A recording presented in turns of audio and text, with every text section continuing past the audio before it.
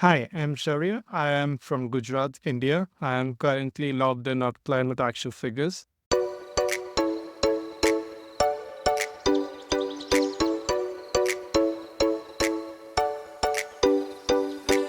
Welcome to a new edition of Climate Action Figures. As always, my name is John Whidden, and this week on the show, you will get to meet Shaurya.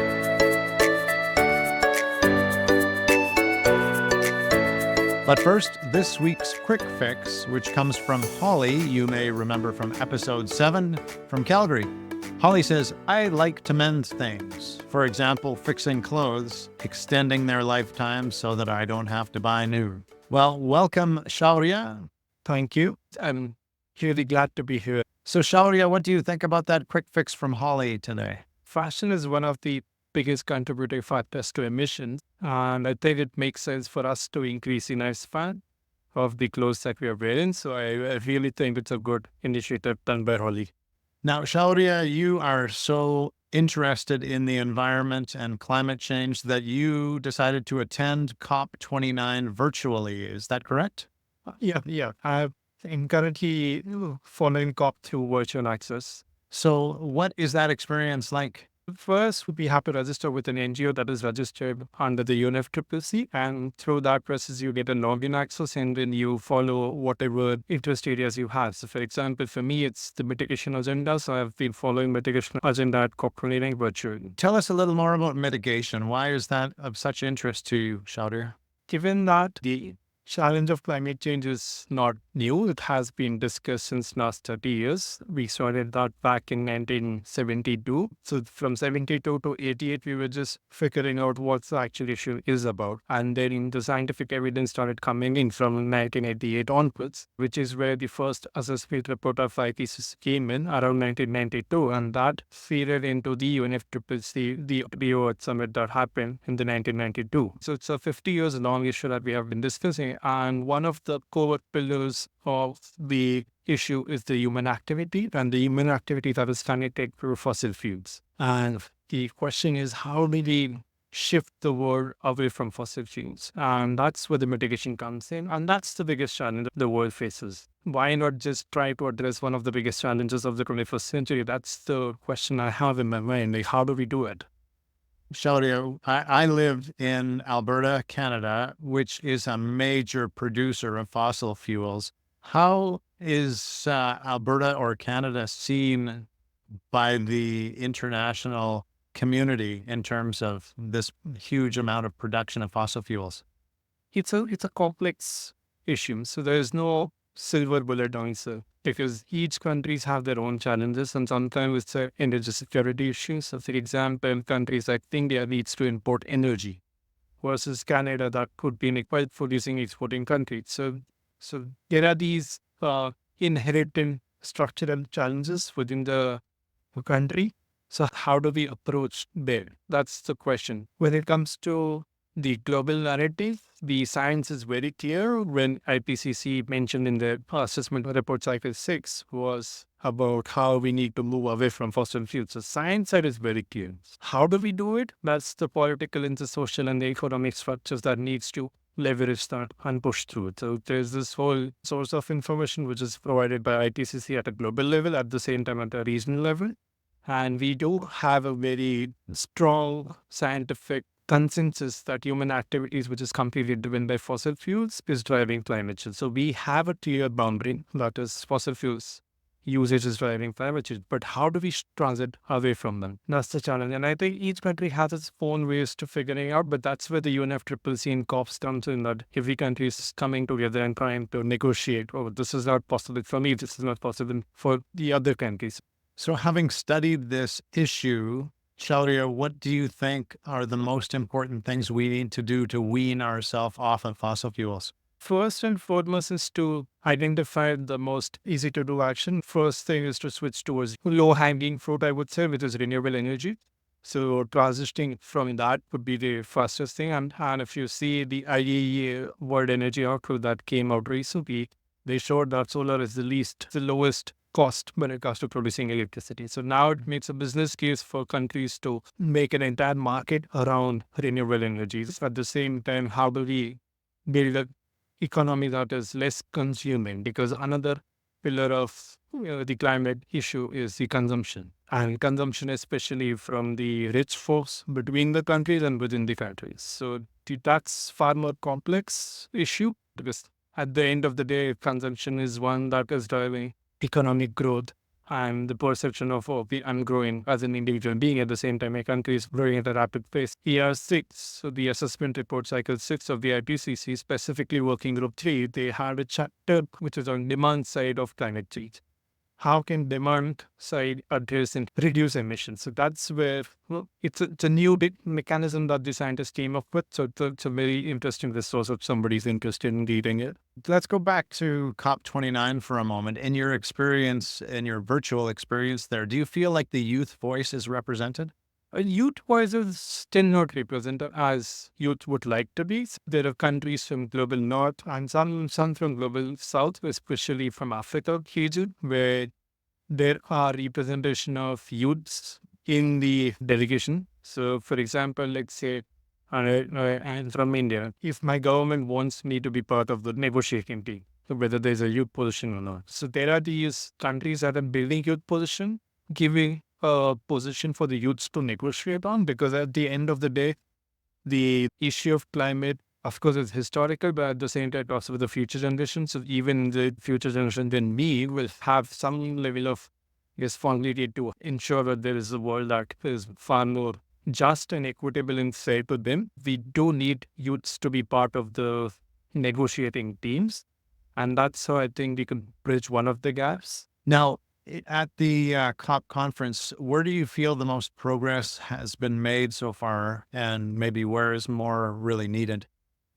So the progress for this year's COP, of course, the focus is on finance. So if you have been following COP, one thing that has a significant impact was Article 6.4, which is about building a voluntary carbon market. So that's a mechanism that is part of the Paris Agreement. The countries are now building formal voluntary carbon markets, and where companies can trade the emissions across the border. So that's a new form of push that has happened. But we do know the underlying principle is to address mitigation. I just heard on the news today, speaking of the financial side of COP, that one of the global north leaders said no deal at all is better than a bad deal. How would you respond to that?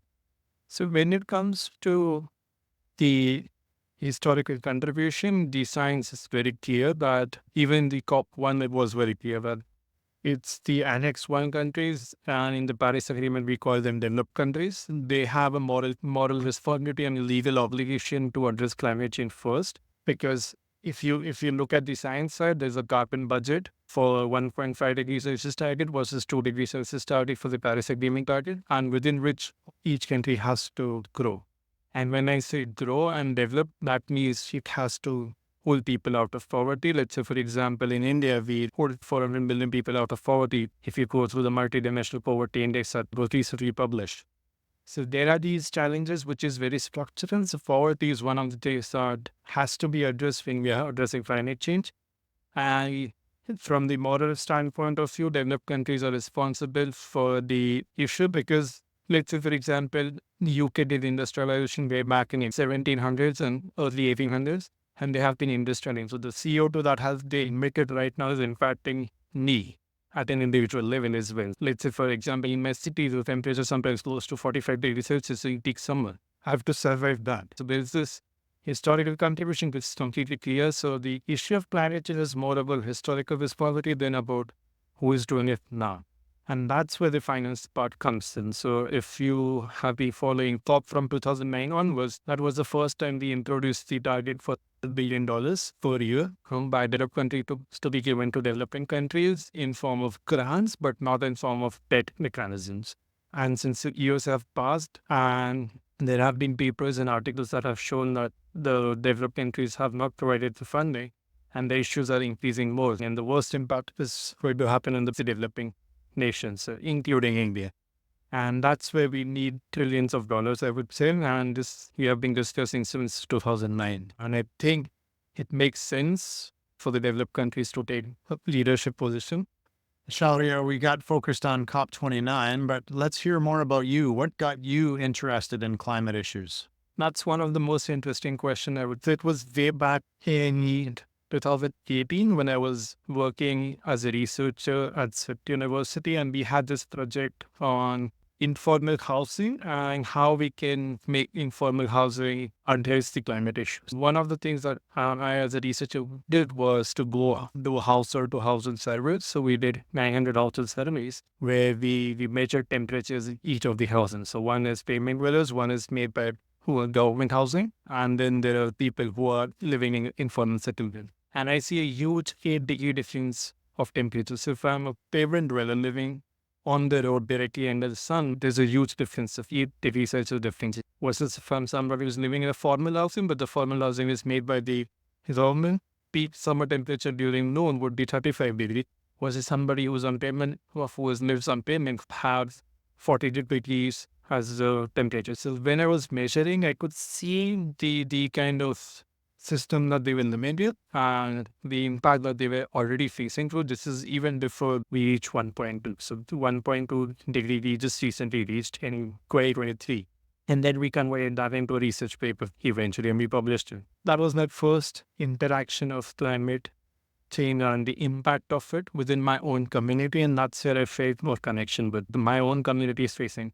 We do have winters right now. The winters is going, but still the temperature is 35, 36 degrees, which is bizarre. This like place that we see such drastic change even in winter. So there's this temperature change that is happening in my own city, and I can observe that. But what drove that connection was when I worked with the co-chair of working with 3 of IPCC during the AR6 cycle, and I was assisting him and the technical support unit of IPCC. For those who don't know about IPCC, can you just explain what that is? Very simply put, it's bunch of scientists coming together and trying to assess the state of climate. It's an intergovernmental panel on climate change. So that means the government is part of the panel, and that's where they negotiate with the scientists. They go line by line by line.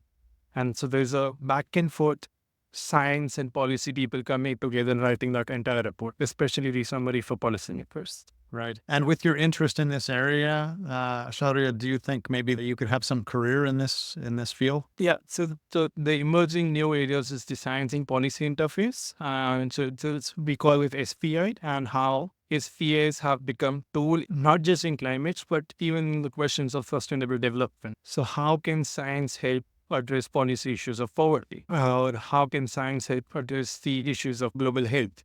So you see, like for example, during COVID-19, WHO had to come up with a framework for distributing vaccines. So how science was part of that decision. Again, at the same time, policy was part of the decision. Because of that. Right. Now, you and I were introduced through our group called Youngo. Do you want to just tell us a tiny bit about Youngo? Yeah, so Yangon is the children and youth constituency of the United Nations Framework Convention on Climate Change. So it's the official constituency. And when I say constituency, it's not an organization. It's just a group of people volunteering together and providing a global perspective on youths. So that's the basic understanding. And the underlying principle that we follow is equity and justice. And especially we focus on intergenerational equity. That as a youth, our future is dependent on the negotiators that are negotiating it. So 1.5 degrees Celsius temperature probably matters to us more than the people who are sitting and negotiating. So that's where we are trying. We are pushing for 1.5 for each of the countries to at least go for 1.5. And if we could, Shaurya, I'd like to come back to your home country. India is a massive country, a subcontinent. Is it possible to characterize the feeling that people have about climate change in India, or is it just too big a region?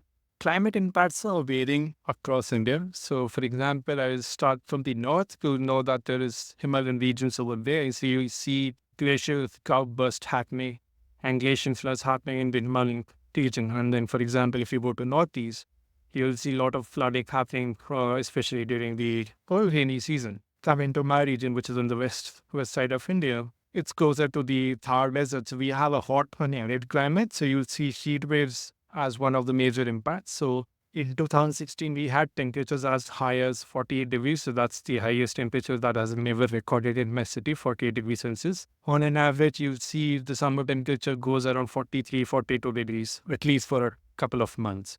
So people are living in this hot climate. At the same time, how do we adapt? So there are these, for example, in my own city, we call Ahmedabad Heat Action Plan, which tries to provide first-hand information to the people who are most vulnerable. So that's where I also see my city trying to address the issues of climate change. So this in this case is specifically heat impact. But if you let's say if you go on the east side of India, Orissa, it's one of the most cyclone-prone state in my country. So you'll see a lot of cyclones frequently coming in, but it's also one of the most, they have the most advanced understanding of how to adapt to cyclones.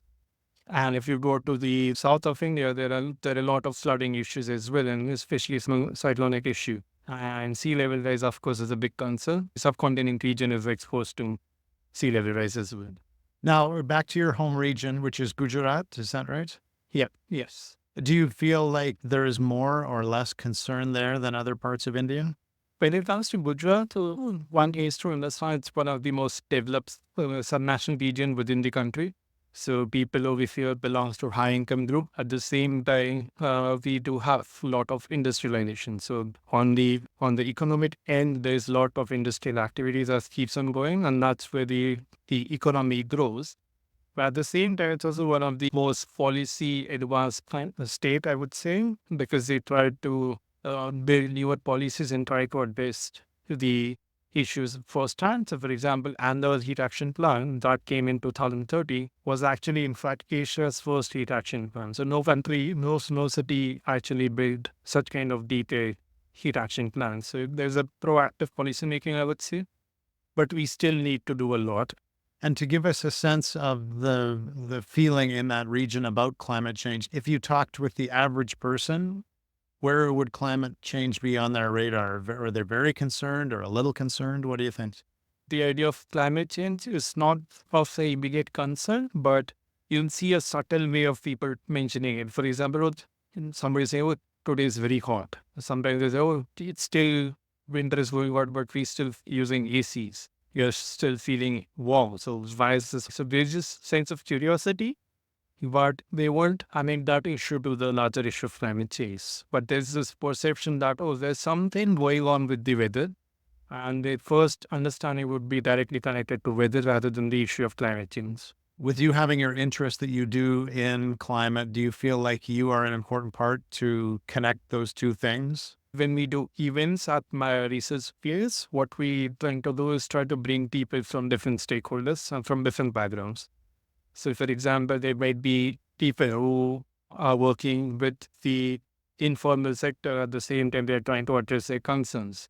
So we try to bring those kind of people into our workshops and conferences and at least give them a space to interact with the scientific side of the issue. But the biggest challenge is ensuring that people understand. Because science, as you know, is currently driven by the English language. So that has its own challenge. So translating the knowledge from English to a local language is one of the major challenges that we face.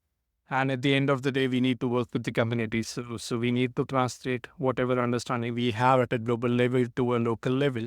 Now, Shaurya, as we reach the end of our time here together, we have to make sure we give you a chance to share your climate action. Have you chosen something today for your climate action? Oh, yeah, definitely. So something that I've been doing it since 2019 is every time when winter comes in my city, I shift my mode of transport to cycling. So say every winter I'll be on cycles and I'll go to my office and I'll go to my other spaces. So that's one of the climate actions that I've been following since 2019 now. And it's during winters because as I mentioned earlier, that summer the temperature goes as 42, 43. And so that's a constraint that we have. I hope like we might have footpaths with wide cycling lanes with shaded paths that I'm happy to cover 365 days one year. Last question for you today, Shaurya. What gives you hope? Hope is like gravity. It exists everywhere. It's just how do we tap into it? And the only way we can tap in is when we are in the present moment. So the issue of climate change, even though there are models saying it's a futuristic thing, the action is everything is in the present. There's nothing that we can do in the future. Everything has to be done here and now. That is what it gives me hope that, oh, yeah, I'm alive and I can do it right now at this very moment. You don't need any future or past to tell you where I should do. It's here and now. Thank you so much for joining us all the way from Gujarat state, where it's fairly warm, Shaurya. Actually, it's winter, but it's the warm as well. And thank you, dear listener. We will be back again next Tuesday at 12:01 a.m. Mountain Time, in case you were wondering, to hear from another climate action figure. Until then, Go figures.